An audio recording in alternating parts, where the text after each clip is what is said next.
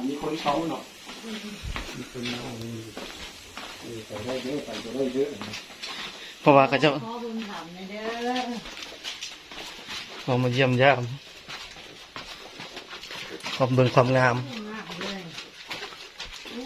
เป็นผิดมิดเลยงามงามที่ให้ถามออกมางามงามทำผู้พาสุขเด้อถ่ายรูปอ่ะธรรมศาสตร์ธรรมศาสตร์ธรรมศาสตร์สร้างขึ้นมากมากเลย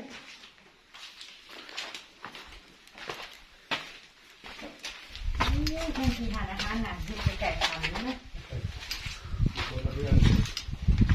ทุกคนละโซนเลย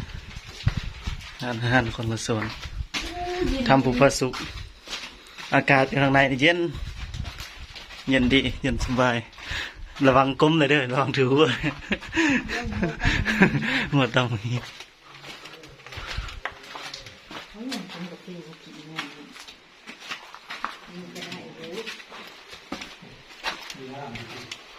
โอ้ทางนี้มีน้ำผมระยันตำหัวลงถึง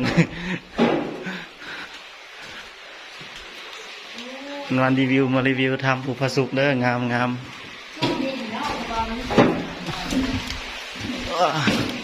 โอ้มีหนามไล่พอ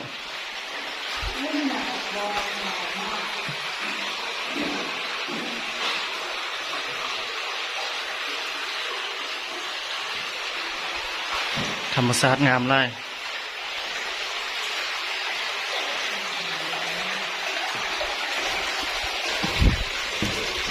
ความยาวมัน4,000 เมตร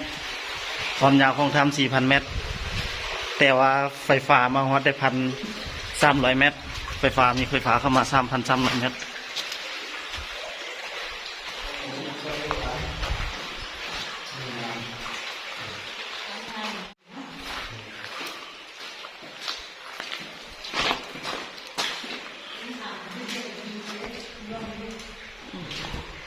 วัตถุ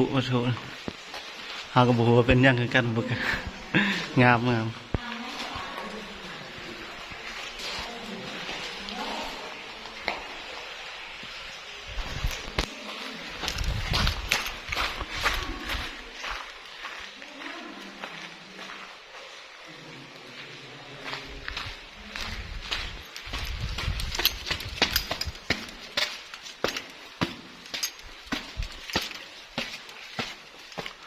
ยางมาจาก4,000 กิโล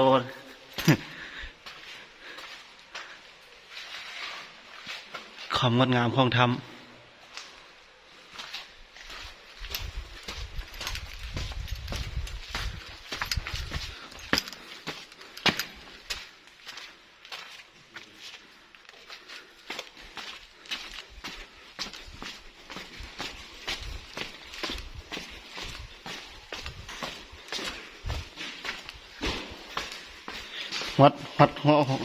วัด500 กิโลแล้ว500 เมตรแล้ว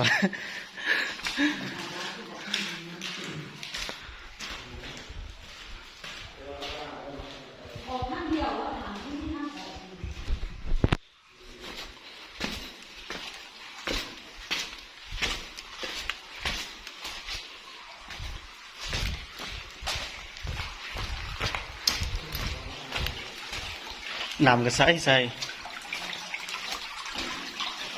น้ำได้นี่แต่ว่ามันใสขนาดน้ำในถ้ำอันนี้เป็นถ้ำเฮ้ย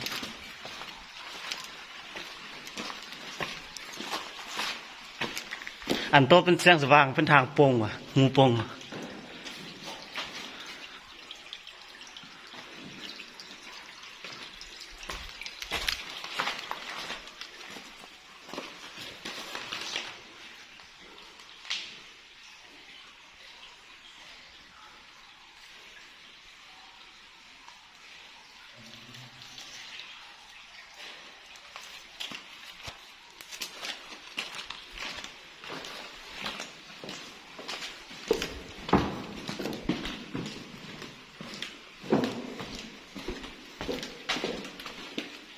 บางวันจะมืดหน่อยหนึ่งเด้อ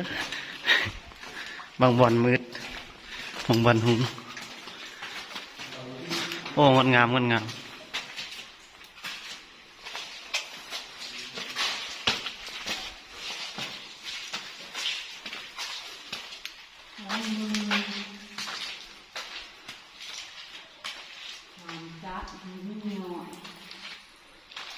ห้ามจับน้ำย่อย นิดหน่อย เล็กไล่เลย โอ้งามงามงาม ตัวหนึง เอาหูเบาะ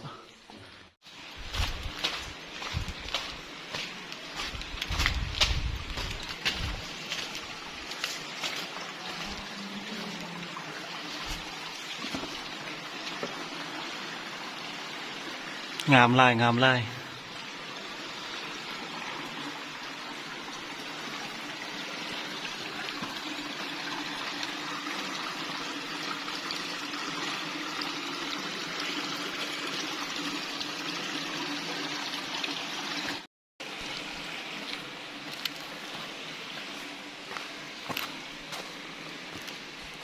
ทำผูพระสุกเด้อทำผูพระสุก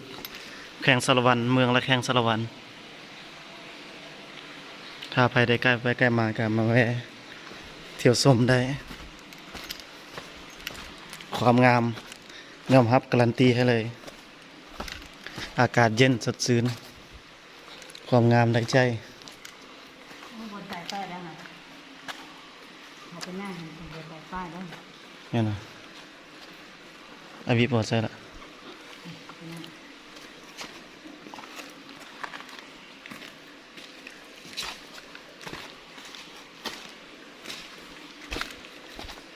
ดอกไฟบุไปสุด4 กิโลเนาะ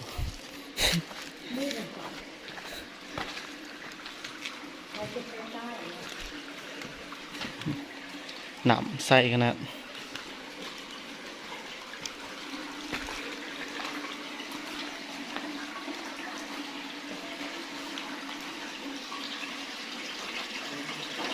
มีหัวกันเลยเด้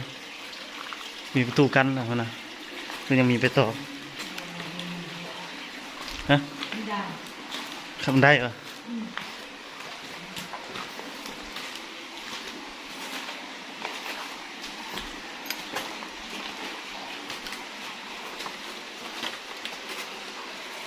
ระวังหัวเทิงๆเลยนะ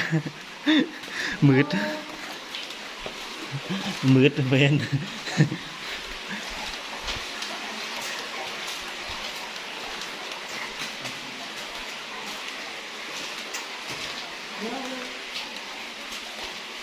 คือแน่ เอาบอลเก่าอ่ะ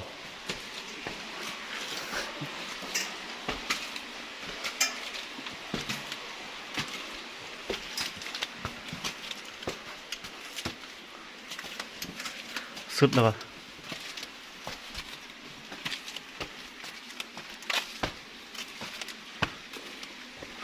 สายป้ายอยู่หัวนี่จะเป็นสายต่อได้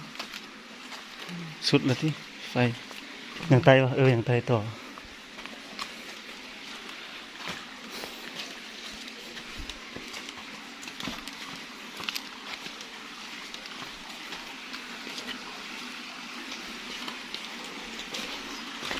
เพราะว่าสายไฟก็เจ้าเล้งมาหั่นมันบ่ได้บ่สามารถไปใกล้ได้เด้ไฟ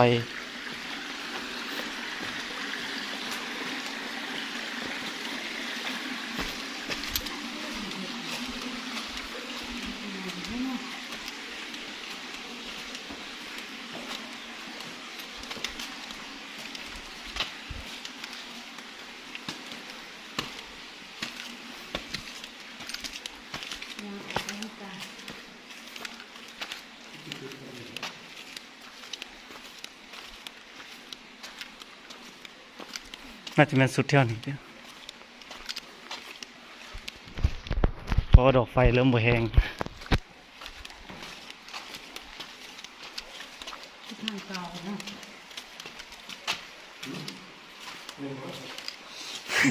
สอดทางเก่าว่าออมไปออมมาออกทางเก่า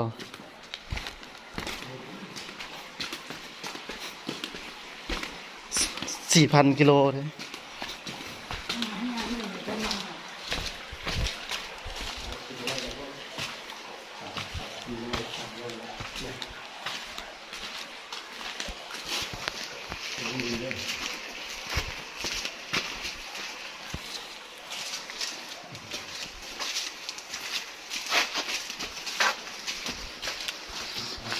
ทางลุมก็ยันลมน้ำเดินก็ยันตุบ น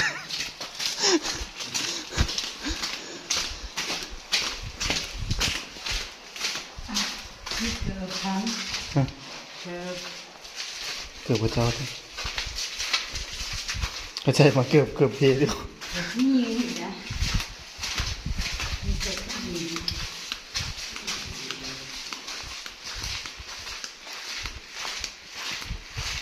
เดี๋ยวนี้ห่างอยู่นะ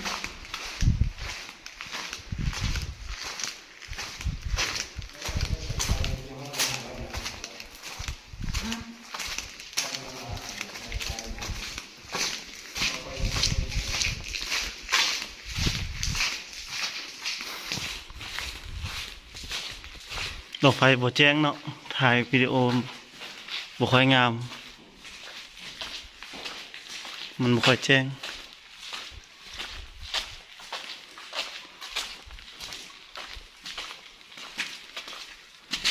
ข้าวไม่เห็นอะไรเลย